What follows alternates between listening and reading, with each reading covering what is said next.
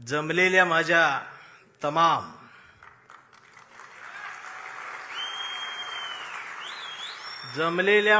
तमाम स्वाभिमानी वाघाच्या स्वाभिमानी शिवसैनिकांनो, तुम्हाला मनापासून माझा या सांगली जिल्ह्यातल्या कवठेमंकाळ तालुक्याच्या मातीचा हात जय महाराष्ट्र.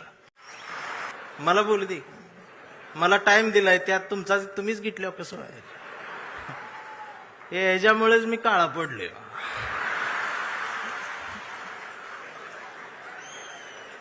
त्यात अजून खरं बोलतोय मी, खरं बोलले की मारतात.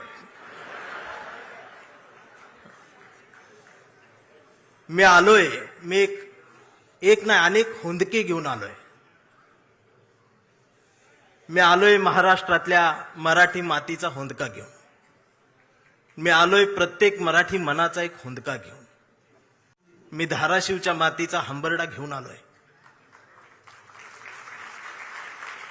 आणि गावगाड्यावरती पारावरती बसणाऱ्या म्हाताऱ्यांपासून ते नुकत्याच जन्माला आलेल्या पोरांच्या छातीच्या आत असलेल्या हृदयातल्या ठोक्याचा हुंदका घेऊन आलोय.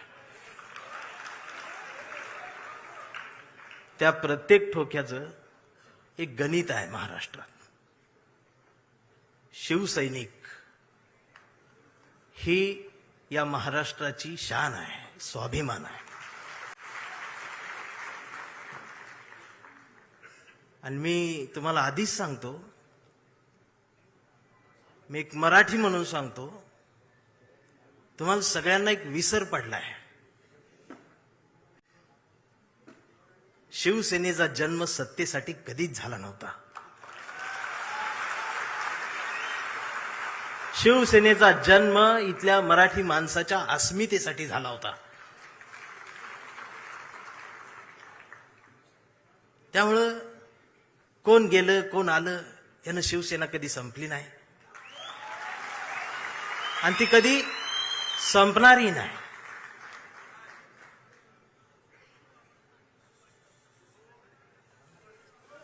तुम्ही मराठी माणसासाठी लढलात, तुमच्या प्रामाणिकपणाला महाराष्ट्रानं जवळ केलं आणि मग या माय मराठीने ही सत्ता तुमच्या पदरात दिली.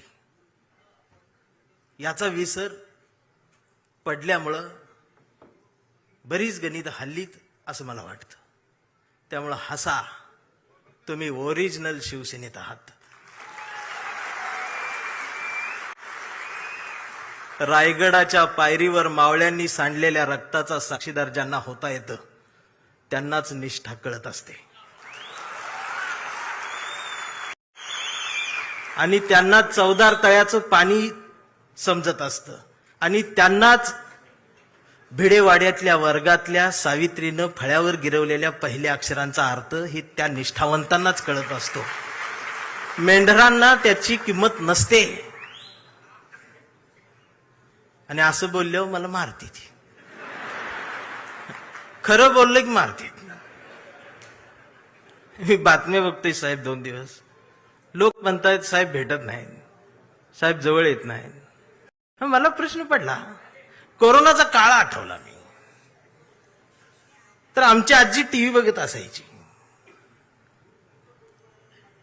पण आजी घाबरत नव्हती. टीव्हीत फक्त उद्धव साहेबांनाच बघायची. का माहिती आहे? माझ्या आजीला टीव्हीत दिसणारा मुख्यमंत्री तिच्या लेकासारखा वाटला.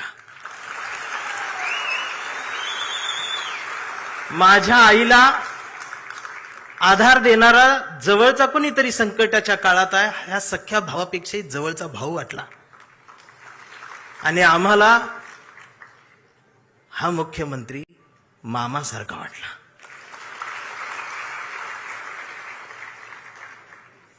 ही न भेटता सुद्धा नाती तयार झाली.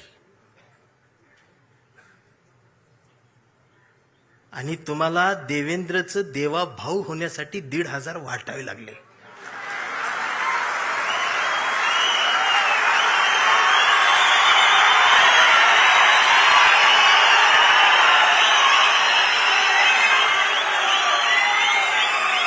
आणि बहिणीच्या ताटात दिलेली मतांसाठीची ओवाळणी निवडून आल्यानंतर ती काढून घ्यायला भाऊ विसरला नाही. आणि तुम्ही भाऊ झालात असं बोलल्यावर मला मारते. नाही, ही टीका नाही. माझं त्यांच्यावर बी प्रेम आहे. मी सगळ्यांवर प्रेम करतो. मला ते फार आवडतात, पण ती विरोधी पक्षात असल्यावर जास्त आवडतात. विरोधी बाकावर मला त्यांचं जास्त आवडतं, प्रेम आहे त्यांच्यावर. इकडं आले ती तोडती ती फोडती ती. तोडा फोडा राजकारण करा. या राजकारणाची व्याख्या आता बदलली पाहिजे. माणसं जोडा, घडा आणि मराठी मन घडवा, हे सांगायला मी आलोय. काय आम्ही करून ठेवलंय? भस्म्या झाल्यासारखं काय चाललंय आमचं? एक तर काहीतरी होईल.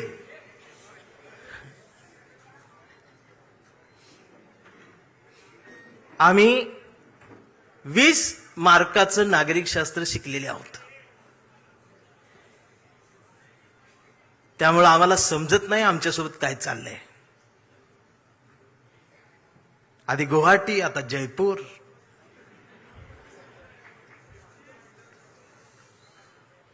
ह्यो मतदान केलेल्या प्रत्येक मतदाराचा अपमान आहे. लोकशाहीचा अपमान आहे.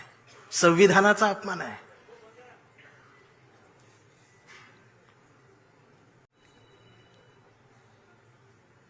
चौकात गेलो तर आज कोण म्हणतंय मी हिंदू, कोण म्हणतंय मी मुस्लिम. आधी 2च होते, बरं होतं. आता त्यात भर पडली, त्यात उपवर्गीकरण झालं. कोण म्हणते मी मराठा, मी चांभार, मी बौद्ध, मी माता, मी ह्या, मी त्या. मग मी मध्ये जाऊन म्हणतोय मी मराठी, मी भारतीय. मग मारत्यात. मग म्हणते हे नवीन काय आलं? मी म्हणतोय मी जुना आहे, कडूनो. आता हे कडू काही शिवी नाही. कडू ही महाराष्ट्रातलं प्रसिद्ध आडनाव आहे.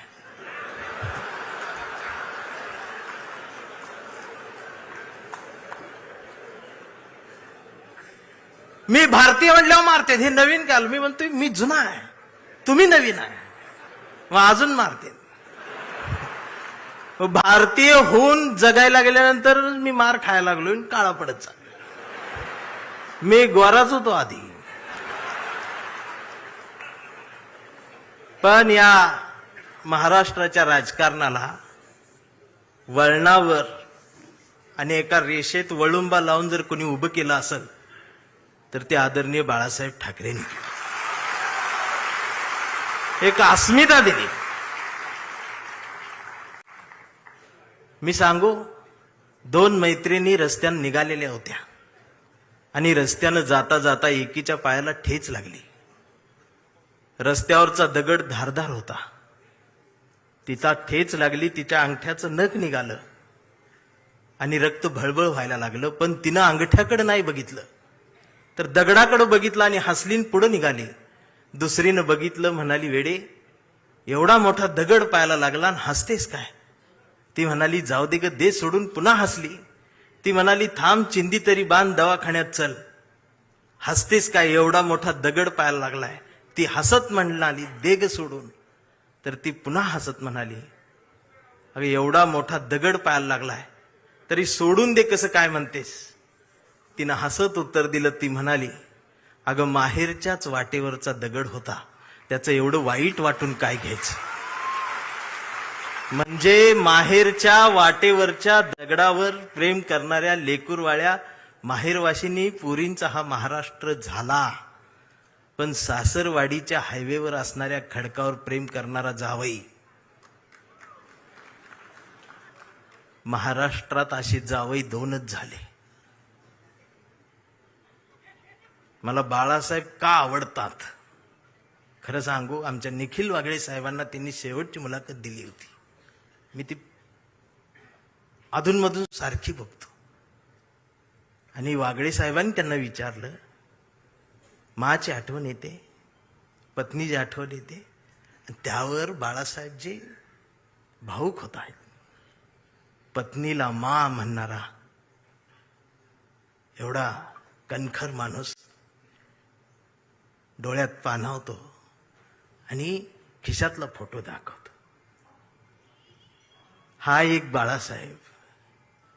आणि स्वतःच्या पत्नीवर एवढं प्रेम करणारा दुसरा बाळासाहेब महाराष्ट्रात आला आहे, ते म्हणजे बाळासाहेब आंबेडकर. आमचे हे दोन बाळासाहेब मनाला भावतात. शिवसैनिकांनी या 60 वर्षात खूप काय पाहिलेलं आहे. दोन भावांच्या रात्रभर रडून भिजलेल्या उषा सुद्धा शिवसैनिकांनी पाहिल्या. हृदयाला घाव घातले गेले, टाके तुटले गेले, शिवत राहिले. शिवसेना फाटली नाही, तुटली नाही, ती नेटानं उभीच राहिली. ती उभी राहणारच आहे. आणि मला माझ्याकडे आज बघितल्यानंतर बरेच मला म्हणतील की आज हा इकडं कसा, हा पुरोगामी चेहरा इकडं कसा. होय, मी आहे पुरोगामी, फुलेशाह आंबेडकरवादी, पण मी कट्टर नाही. माझं प्रतिगाम्यांवरती प्रेम आहे. माझं प्रत्येक माणसावर प्रेम आहे. माझं या देशावर प्रेम आहे, भारतावर प्रेम आहे, माय मराठी मातीवर प्रेम आहे. आणि मला फोन कुणाचा आलता माहित आहे? संजय राऊत साहेबांचा फोन आलता.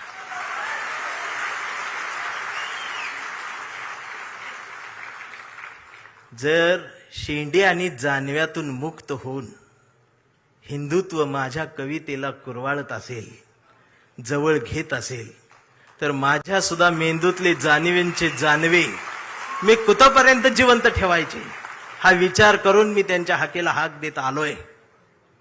काल ते एवढे बिझी होते दिवसभर. सुद्धा मी प्रवासात असताना मला सारखा फोन, कुठवर आलायस, इथवर आलोय, तिथवर आलोय, असं झालं तसं झालं, सगळे अपडेट चालू आहेत. आणि रात्री मला भेटली त्या हॉटेलवर. भेटले तर ती वेटर लोक त्या काम करतात, ती कोकणातली मराठी सगळी पोरं. राऊत साहेबांनी एकाला बोलवलं, अरे कसा आहेस, आईची तब्येत बरी आहे का. ती पोरग डोळ्यात पाणावलं. एवढ्या ह्याच्यात सुद्धा साहेबांच्या लक्षात आहे. ते होय म्हटलं, निघून गेलं. साहेब निघाले.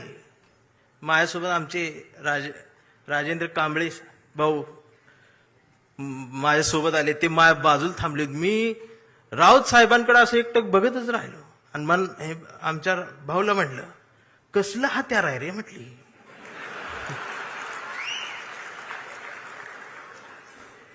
आमचं राजाभाऊ म्हटलं, धारदार आहे.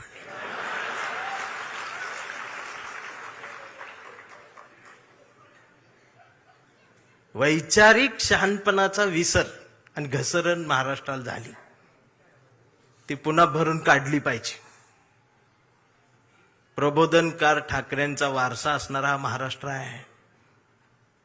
आदित्य दादा, माझी विनंती आहे, आता एक नव्या पिढीला घेऊन तुम्ही महाराष्ट्र सगळा पिंजून काढा.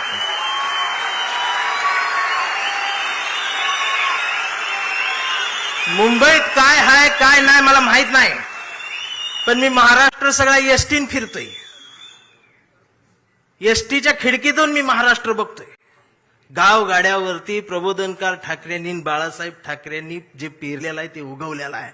त्याला जर त्यांच्या नातवानं पाणी घातलं ना,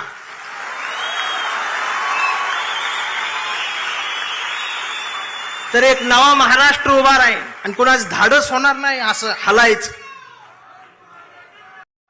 म्हणून आम्ही प्रेम करणारी माणसं आहोत. हा आवाज कायम असाच राहू द्या. महाराष्ट्राला याची गरज आहे.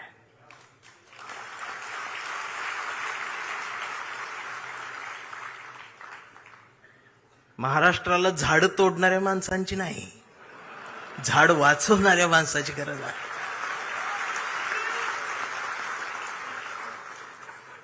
काय तोडलं पाहिजे? भविष्य दाखवण्यासाठी पुढे आलेला हात तोडला पाहिजे. भविष्य बघण्यासाठी उघडलेला डोळा फोडला पाहिजे.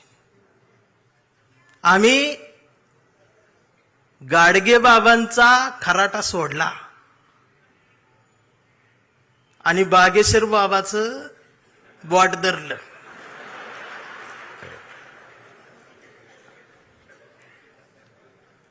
मग बागेश्वर बाबाचं बॉट धरलं की खरात बोट तोडतो.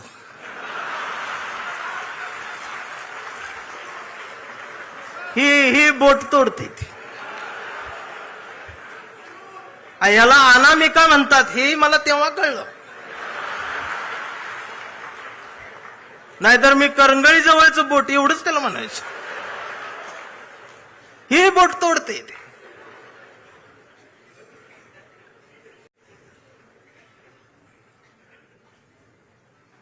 ओशनो जल पिले बस. चिंचेतला चिचुका 3 लाखाला इकला त्यानं.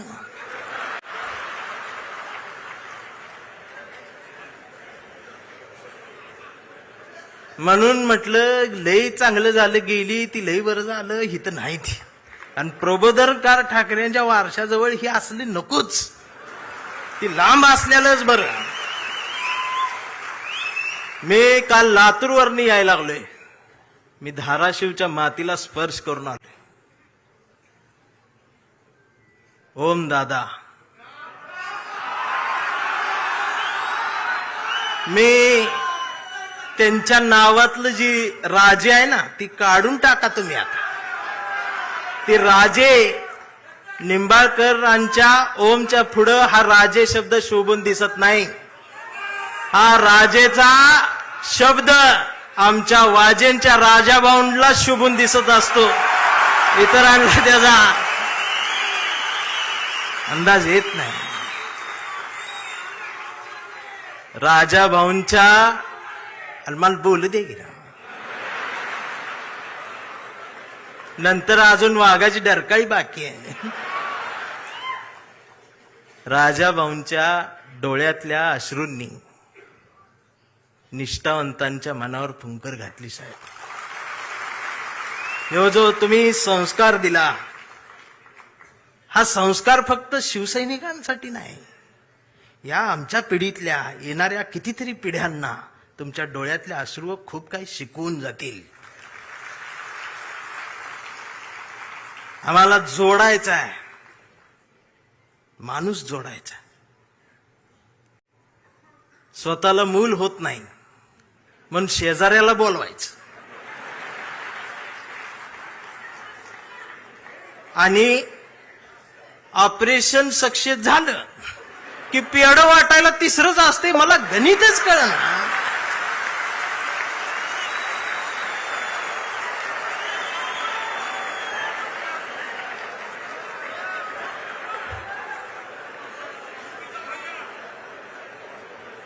आमच्या अंबादास दानवे साहेब आहेत. माणसं जोडा. शिवसैनिक, भीम सैनिक, मान सैनिक, मराठी सैनिक, हिंदी सैनिक, ही सगळी एकत्रित या मातीला गरज आहे स्वाभिमानाची. मी आता पण इथं मिळालो नसतो, मला तिकडं बोलवलं होतं इंग्लंडला. मी जाणार होतो रावसाहेब, पण ते आनंदात होतो. मला आणि बायकोला दोघांना बोलवलं होतं. लय आनंदात होतो. बायकोन 2 ड्रेस मला शिवलं होतं. आणि ती काय केम्ब्रिजला बोलवलं होतं. ती बायको आमची युट्यूबला रोज केम्ब्रिज टाकून बघायची. ती मला दाखवायची, इथं चहा घेऊ, इथं कॉफी. म्हटलं तू लिहून ठेव, गेल्यावर करू. मी इतका आनंदात होतो, त्या कडूनची भांडणं लागली. कुणाची? अमेरिका, इस्रायल आणि ती इराण. आणि माझा दौरा रद्द. इमानच उडत नाही. मी अजून काळा पडला. बर भांडणं त्यांची आणि दंगा इथं. या सोशल मीडिया बघते. बघ, जेव्हा यांच्या घरातला गॅस संपला, त्यांची आणि दंगा इथं. या सोशल मीडिया बघते. बघ आता अमेरिका असं करणार, इराण असं करणार, आता ट्रम्प काय गप बसते का, आमचं बी गेले, हे आले, ते आले. 15 दिवस यांनी दंगा केला. जेव्हा यांच्या घरातला गॅस संपला,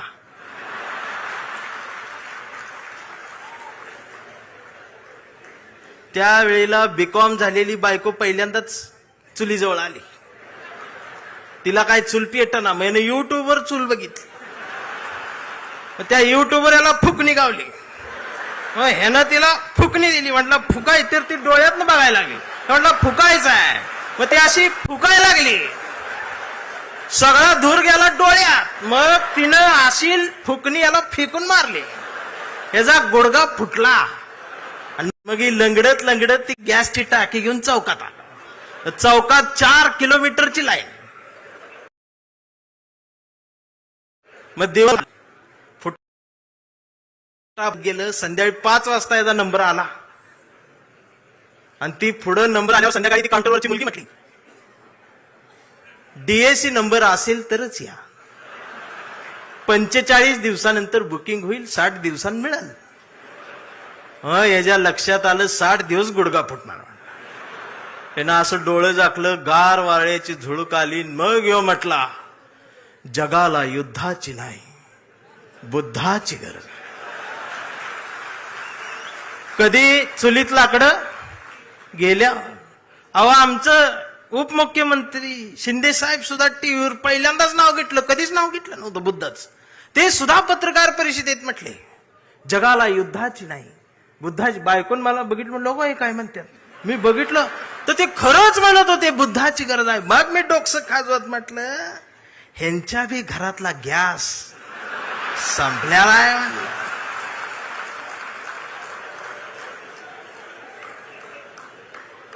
साधना आहे. अहो, काय चाललंय काय आमचं, आम्ही काय घ्यायला पाहिजे. आम्हाला चांगल्याच्या मागे जाता येत नाही. राऊत साहेबांचं काल शब्द इकडे तिकडे झालं, लगेच अश्लील बोलले, हे बोलले, ते हे फेक अकाउंट काढून ठेवलेत तुम्ही. ती अकाउंट देशपांडे नावानं आणि शिवाय आई बहिणीवर ना. हे देशपांड्यांचा अपमान नाही का महाराष्ट्रात? ही जी जमात वाढवून ठेवल्या ना तुम्ही सत्तेसाठी, ही एक दिवस तुमच्या घरातल्या आबरूला हात घालल ना, त्यावेळी तुम्हाला आमच्या आठवणी येतील. खराचं प्रकरण ज्यावेळी टीव्हीवर आलं, महाराष्ट्र हादरला, त्यावेळेला महाराष्ट्राच्या मनात नाही तर अख्ख्या देशाच्या मनात एकच नाव आलं, डॉक्टर नरेंद्र दाभोळकर. खऱ्यापणानं लढणारी माणसं महाराष्ट्रात तेव्हाही होती, आजही आहेत, उद्याही असतील. आणि शिवसेना कायम खऱ्या माणसांसोबत मैदानात आहे, ते उद्याही राहणार आहे, ही संपणार नाही. फक्त माझी विनंती आहे, मला दिसते बरं का, मला काय भविष्य कळत नाही, पण मला दिसते की लवकरच तुम्ही बी सत्तेत आहे. फक्त माझी विनंती साहेब एवढीच आहे, जेवढी गेले ती त्यातलं परत यायला बघत्याल, अजिबात नाही घ्यायची.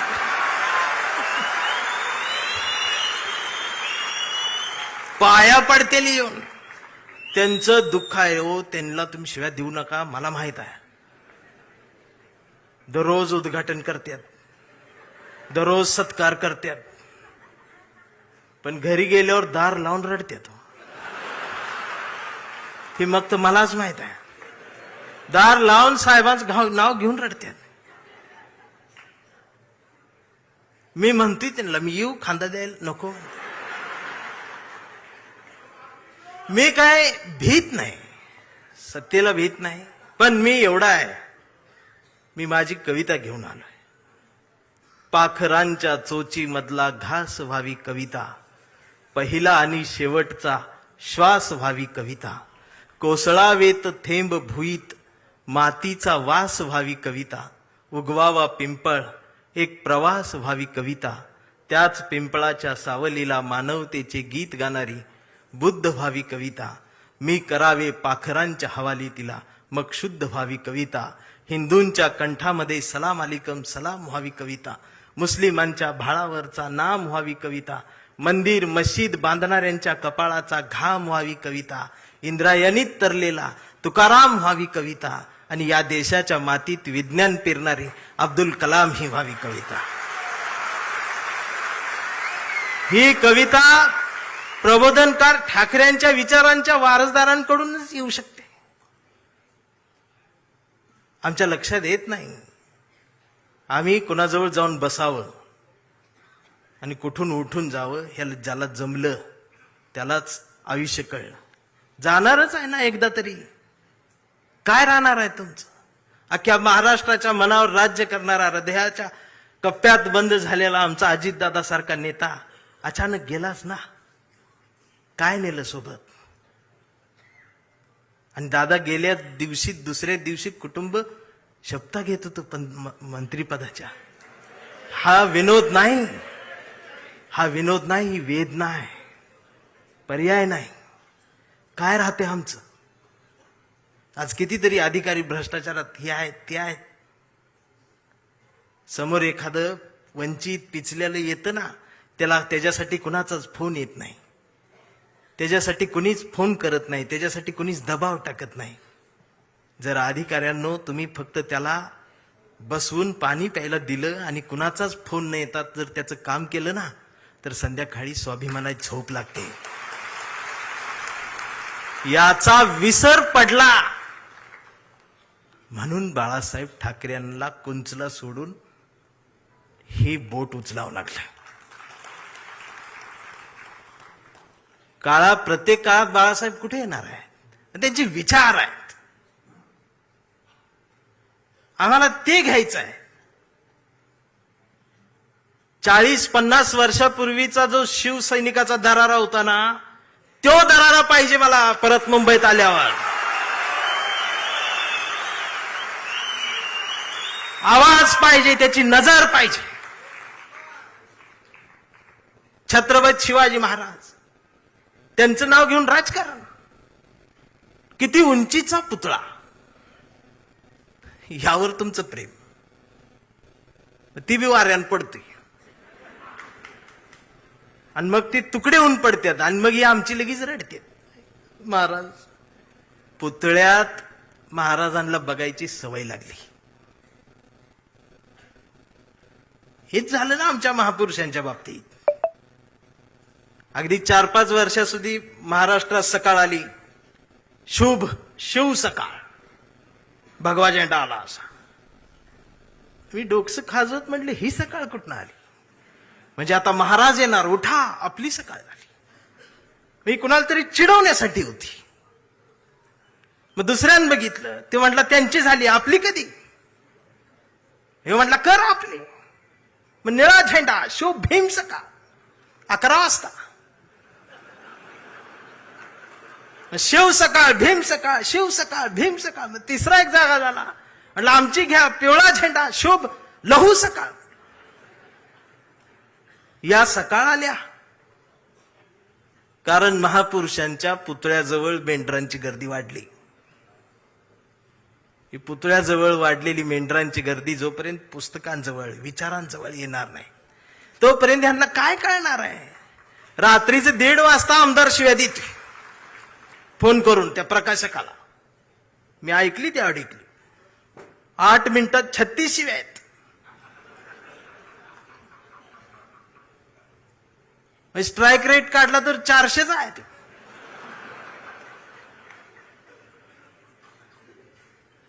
मला त्याचं वाईट नाही वाटलं, पण त्यांच्या घरी त्यांच्या मिसेस आहेत, आई आहे, मुलगी आहे, ही नीट बोलत असेल. आणि बाळासाहेब असते तर मातोश्रीवर बोलवून 400च्या स्ट्राईक रेट ना. बाळासाहेब नसले काय झालं? तुमच्या मनगटात तो विचार आहे ना, तो स्वाभिमान जिवंतच ठेवा. एक गरज आहे. आणि खरं सांगू आदित्य दादा, गावगाड्यावर, शहराच्या चौकात, झोपड्यांमध्ये एक हुंदका आहे, एक हंबरडा आहे, जो राम कृष्ण हरी माऊली म्हणत एखाद्या नव्या ठाकरेची वाट बघत बसलाय.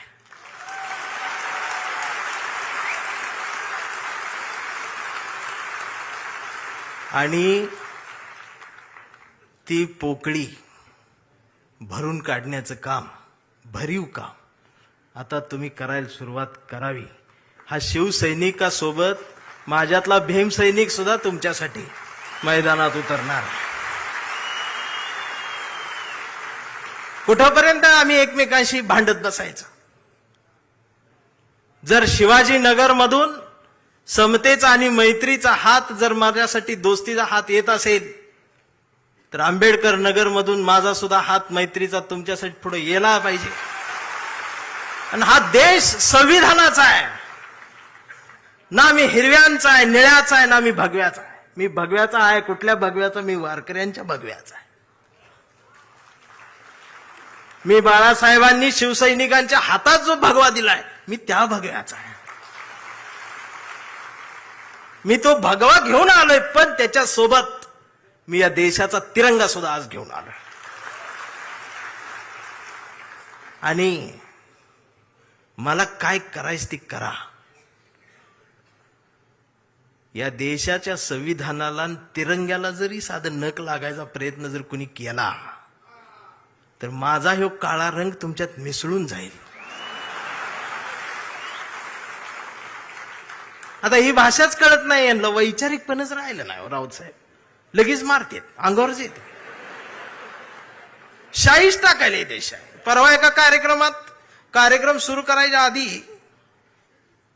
ती DYSP माझ्याकडे आली, म्हटले भाषण करू नका. म्हटलं काय झालं? काही संघटना तुमच्यावर शाई टाकायला. मी म्हटलं मी लय लांब आलोय, करू देते. बाजूला ते कॉन्स्टेबल बघत होत माझ्यावर, ते हसायला मला. म्हटलं काय झालं, का हसताय?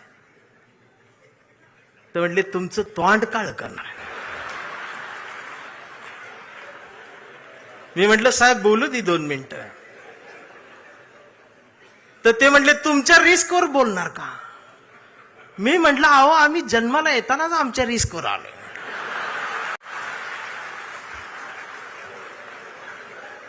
मी भाषणाची सुरुवात केली, म्हटलं जे कोणी शाई टाका आलेत त्यांना विनंती एवढी आहे, म्हटलं तुम्ही चुना आणा,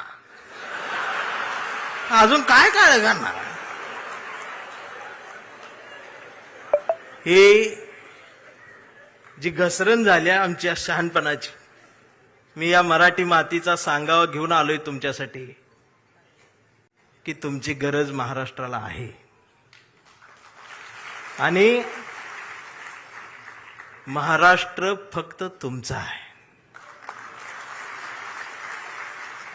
मी आता जास्त वेळ घेणार नाही, कारण आता डरकाळ्या ऐकायच्या आहेत. मी एक कविता घेऊन थांबणार आहे, ज्या कवितेसाठी मला साहेबांनी बोलवले. त्या कवितेत तुडवा ऑपरेशन आहे. कविता आहे कांबळे. आता हा कांबळे कुठल्या एका जातीचा नाही, हा कांबळे भारतीय आहे, हा कांबळे मराठी आहे, हा कांबळे अस्मिता आहे, हा कांबळे स्वाभिमान आहे, हा कांबळे काय काय त्रास होत जातो त्याची कविता आहे. हा कांबळे शेंडीतून जानव्यातून मुक्त येऊन प्रबोधनकारांच्या जवळ आलेला आहे, फुलेशाह आंबेडकरांच्या जवळ आला, असा हा स्वाभिमानी आहे. की आमचा कांबळे लय हुशार, हे कधीच नाही रडला, नुसताच कांडला करून. कांबळे शाळेत गेला, मास्तरनं फळ्यावर सरस्वती काढली. कांबळे शाळेत गेला, मास्तरनं फळ्यावर सरस्वती काढली, पण कांबळेनं पाटीवर सावित्री काढली. मग मास्तरनं चिडून कांबळेला असा तुडवला, असा तुडवला, असा तुडवला, पण कांबळे नाही रडला, नुसताच कांडला करून. कांबळे वयात आला, विशीत आला, मिशीत आला, कांबळे गुलाबी झाला आणि तिच्या प्रेमात पडला. मग तिनं विचारली त्याची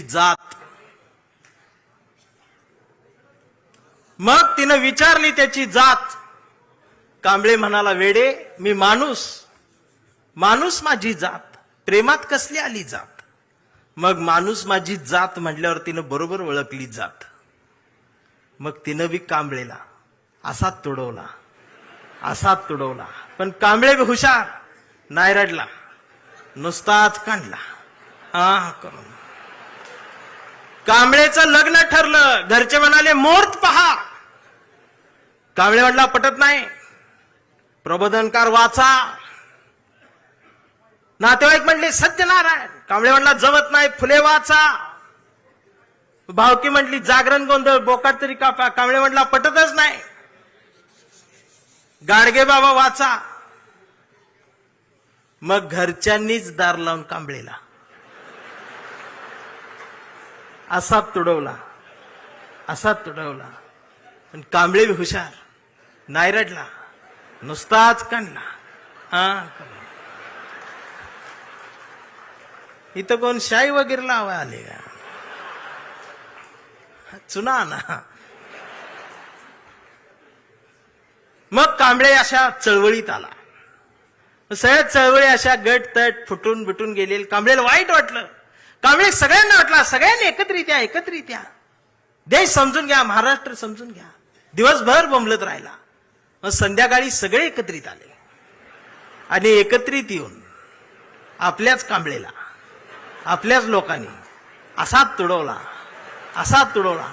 पण कांबळे हुशार, नाही रडला, नुसताच काढला.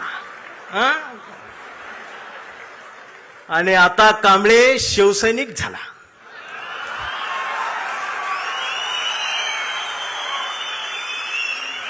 आता कांबळे शिवसैनिक झाला, शहाणा झाला,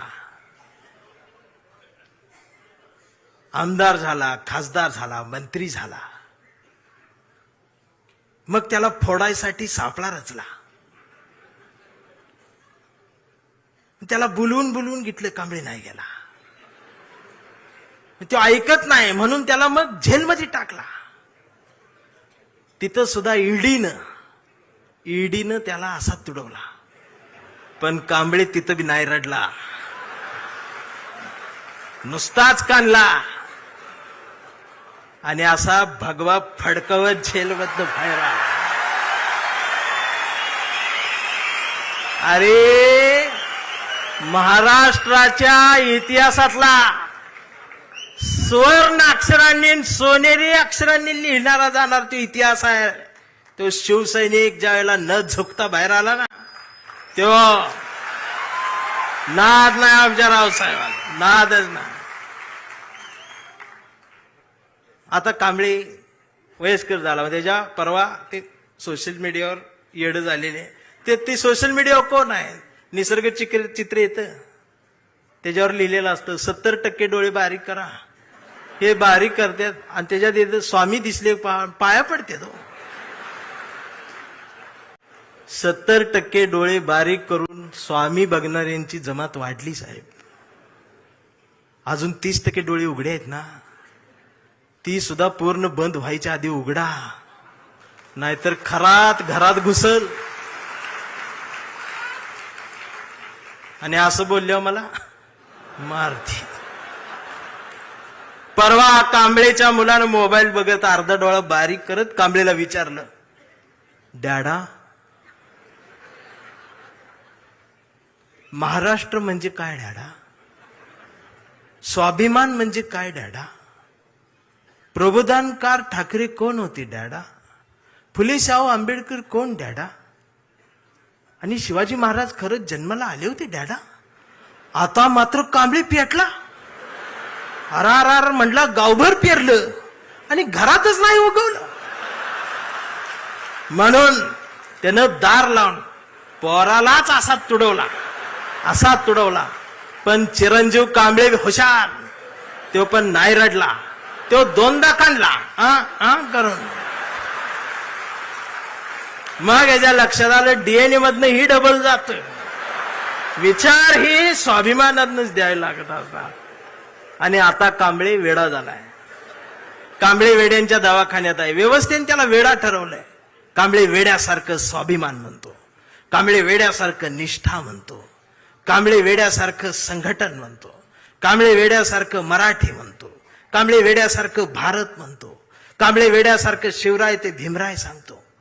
पण डॉक्टर सुद्धा कांबळेला शॉक देऊन तुडवतायत. पण कांबळे नाही रडत, तो नुसताच कंथी करून. हा कांबळे जोपर्यंत जिवंत आहे तोपर्यंत शिवसेना जिवंत राहणार आहे. हा कांबळे जोपर्यंत जिवंत आहे तोपर्यंत बाळासाहेब ठाकरे, फुले, शाहू आंबेडकरी, मराठी माती, मराठी माणूस जिवंत राहणार आहे. एवढाच सांगावा घेऊन आलो होतो. जागर राहावा, दिवसा बी जागर राहावा, रात्री बी जागर राहावा, आणि पुन्हा तो दरारा मला पाहिजे. आणि आदित्य दादा, माझ्या कवठेमंकाळच्या मातीचं तुम्हाला सांगणं आहे की आता तुम्ही या मैदानात, म्हणजे तुम्ही तसं मैदानात आहेच. या मित्रांनो, हे होते नितीन चंदनशिवे. शिवसेनाच्या पक्षाच्या वर्धापन दिनानिमित्त त्यांचं हे झालेलं भाषण अत्यंत महत्त्वाचं आहे. आपण काही कोणत्याही पक्षाचे समर्थक किंवा विरोधक नाहीत, परंतु नितीन चंदनशिवे यांचं हे भाषण अत्यंत प्रभावी आहे आणि हे तुमच्यापर्यंत पोहोचावं यासाठी टाकलेला हा व्हिडिओ. आपण केवळ संविधानाच्या बाजूने आहोत. रामकृष्ण हरी. जय जगद्गुरू. जय शिवराय. जय भीम.